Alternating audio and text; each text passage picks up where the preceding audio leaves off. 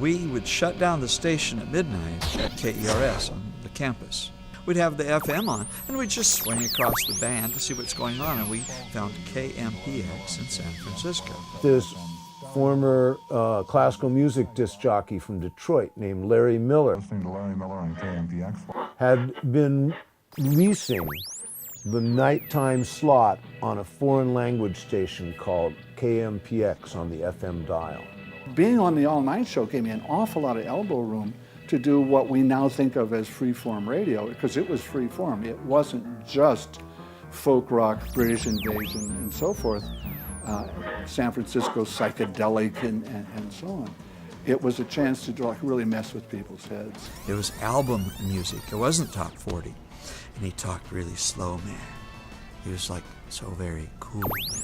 Listening to Larry Miller on KMPX. Selling advertising himself to boutiques and the beginnings of the fringe of this mouldy cheese that would become the counterculture and spring forth hippies in just a matter of minutes. Well, I was the station director, program director at that KERS station. So we changed our evening music fare into hippie radio.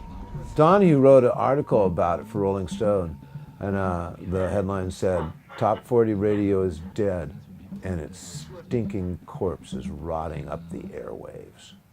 And that's how people felt. AM radio, for the most part, had been bogged down with announcers who were trying to sound like they worked for Bill Drake. And all of his announcers were big booming voices and trying to speak from the tower.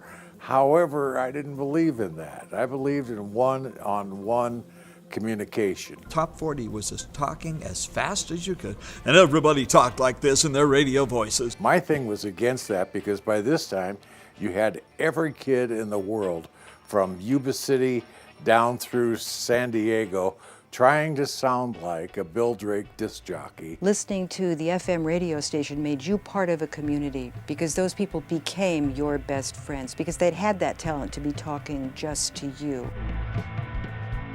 Thank you, Masked Man.